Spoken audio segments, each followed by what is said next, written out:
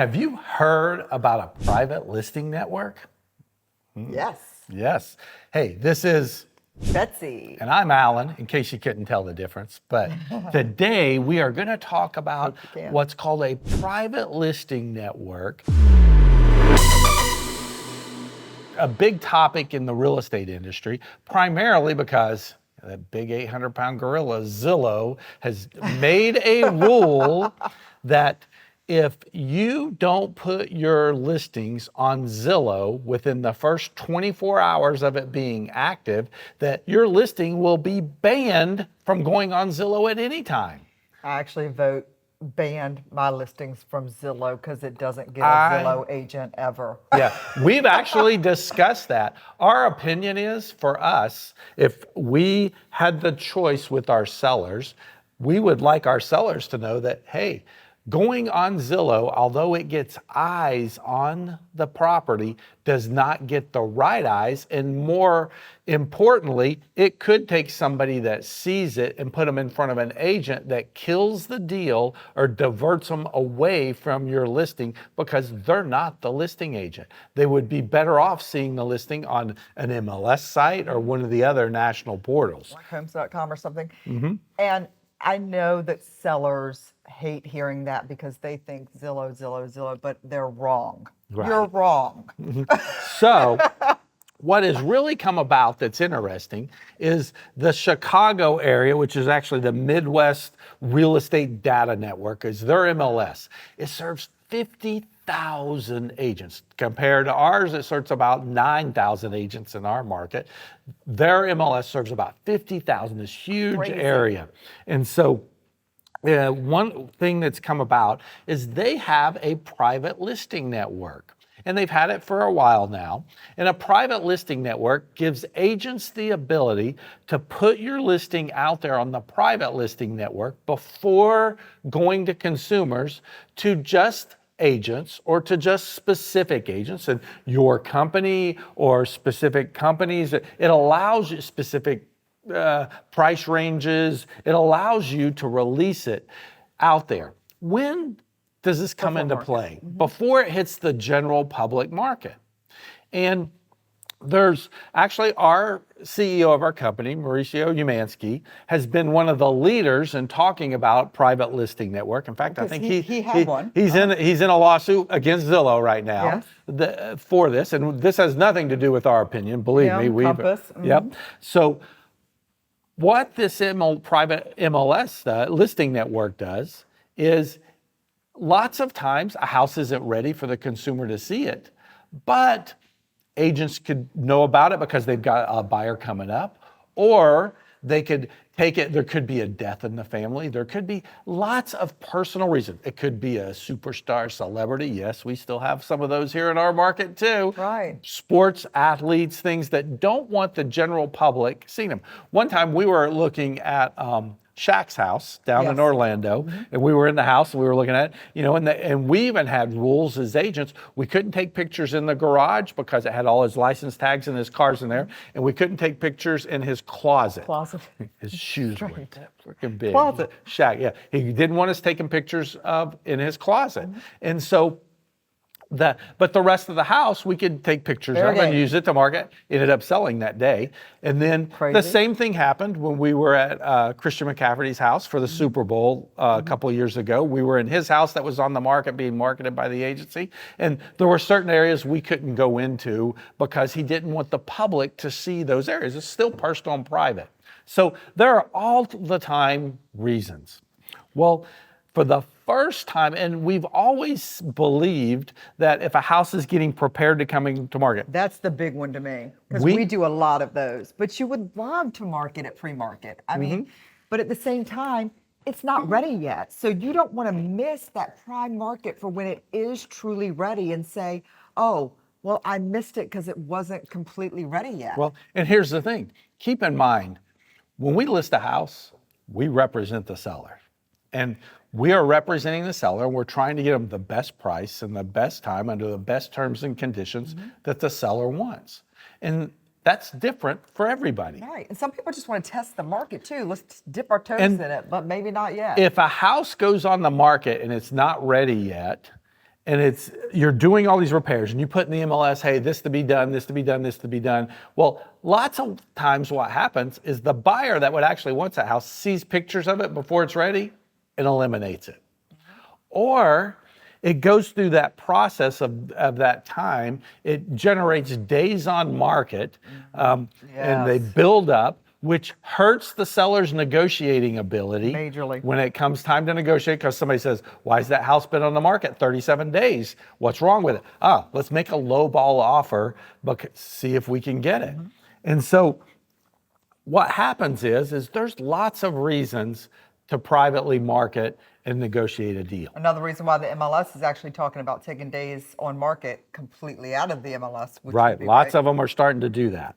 So for the first time, though, agents have been screaming this against the Zillow rule, because Zillow came out with this rule earlier in the year that said, if you are out there trying to privately market a house, if it is not on our system in the first 24 hours, it can never go on our system. Meaning, if you go out there and you do a coming soon, which is illegal in our market, by the way, right, so don't think we can do it here. Yeah. If you do a coming soon, hey, getting this house ready, coming soon, it'll be available on this day. If you do that, Zillow is saying you can't put it on Zillow. Now, tell you what, that has nothing to do with protecting the consumer. That has to do with protecting Zillow, because their fear is all of a sudden, if they're not getting all the listings, guess what? They lose ad power. This is purely a Zillow protecting Zillow. So, Midwest Real Estate Data, MRED, they put in a private listing network separate from their MLS to support the agents who wanted to do this. And we now have data available for the first time. And this is the best thing in the world. Over 2024, last year, homes that went on the private listing network sold faster than traditional listings. They sold in 13 days versus 22 days. And they actually achieved a higher percentage of the list price, 97.5% of the list price compared to 95.4%. So 2% more. Well, if you're looking at a $500,000, that means the seller netted $10,000 more in their pocket by using the private listing network first. And the big fear is that agents are just trying to have what's called pocket listings and sell them themselves and not share, which, by the way, I don't think there's anything wrong with double-siding listings. Dual agency is legal in Virginia. It's not in some states, but there's nothing wrong with that, because we can show over and over that when we're the agent on both sides of the deals, the transaction is smoother, the people are happier. Quite often the sellers do net more in the bottom line because there could be some concessions made that we know what both parties are trying to accomplish, and it's a lot easier to put it together. So they showed, though, that there was a minimal increase in double-ended transactions. It went from 6.6% to 6.7%, 1/10 of a more. So the big fear that Zillow is trying to paint does not exist, and we have statistics for the first time. Listings spend 9 to 17 days typically inside the private listing network before they go live in the MLS if they don't sell during the private listing network time. So when you are looking at that, only 3.5% of the listings in the private listing network sold in day one. So this is not somebody saying, hey, I've got a pocket buyer, boo-boo, and trying to deceive the sellers at all. In fact, they have proven, private listing networks, the ability to say coming soon, because that's really what a lot of this is for us to be able to prepare the market and work on the house, but utilize that time to hopefully make it a better situation for the sellers. Yep. And they're able to show that now. This is crazy. Now, our MLS, we love them for lots of reasons, but they do not allow coming soon private listing network types of things. We are hoping a huge fine. Yeah. Huge, not small, huge. Yeah, we are hoping that they will follow suit and follow this recent trend that we're starting to see and say, hey, maybe there is value in it by seeing the statistics and seeing this came out. This just came out November 15th that they published their stats and things for the first time. And so we're pretty excited about this, that we feel it should happen because as an agent, as an independent business, the whole idea of requiring everybody to do the exact same thing, in my mind, is leveling the playing field. Now, I think personally, leveling the playing field across the board is anti-American. I just think it's anti-entrepreneur, it's anti-business owner. Right. I truly do. believe this. This would be the equivalent of car dealerships on dealership row, all the dealerships, them being able to say, okay, you can't market your cars this way, or you can't do this, or you can't put them out in public until it's there, or you can't do, there is no regulation like that.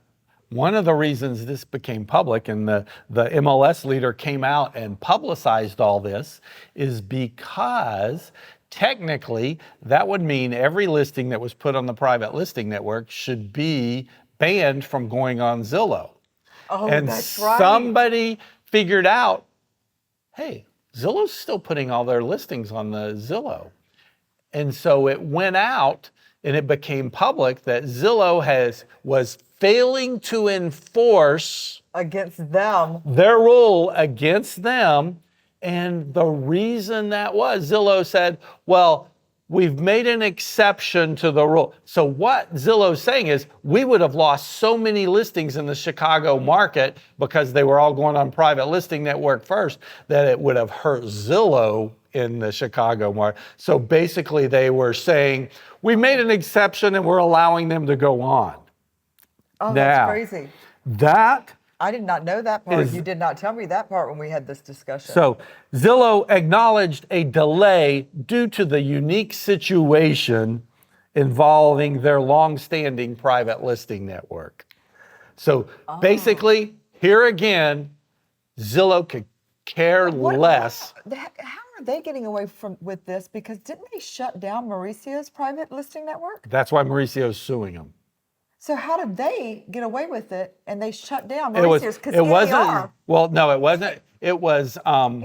said that it's No, it was the local MLS said that the private listing network was in violation of their rules, which it is, and so they closed it down, and so then now they said it's in violation of NAR's rule. So this would be in violation of NAR's rule no.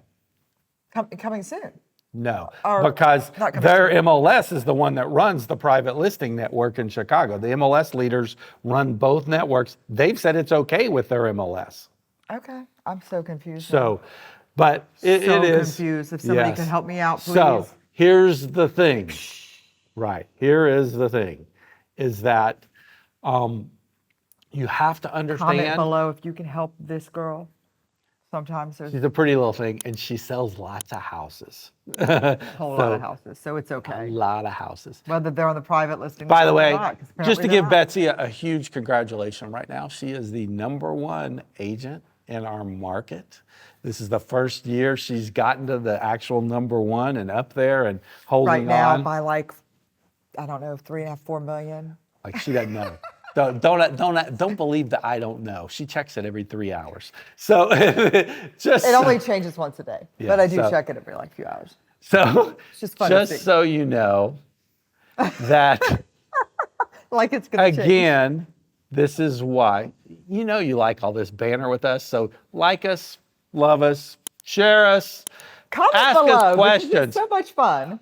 Tell us what you'd like to hear. Do you want to hear what we talk about when we're not sitting here at the bar? Do you want to talk about the market? Do you like talking about Zillow? Because I love talking about Zillow because I can't stand Zillow. Why it's good to be married to your spouse in real estate? Because at 3 a.m. the other night we walked up, she goes, "You're awake?" I said, "Yeah, I'm awake." Well, let's talk about this deal and this deal and this deal. At 3 It a.m. actually wasn't about deals. It was about other things. It was still real estate, by the way. Totally about real estate. It was real estate. And then he goes, "Do you just want to go ahead and finish out those 3 episodes of that show?" And I was like, "Yes." And then we took a little nap, and then we, anyhow. Came to work. So then, what am I going to do with her? My world. Good thing I'm HR. So here's the thing that comes out of this. Zillow, bad guy again, breaking their own rules for an exception for a unique situation because they were afraid that they would lose too much market share in that Chicago area is my feeling. So until next time, Alan. And Betsy. And by the way, when people say, how do you work with your spouse all the time? I think the reason that we are so happy is because we do work together all the time. Yes. Talk to you soon. Bye.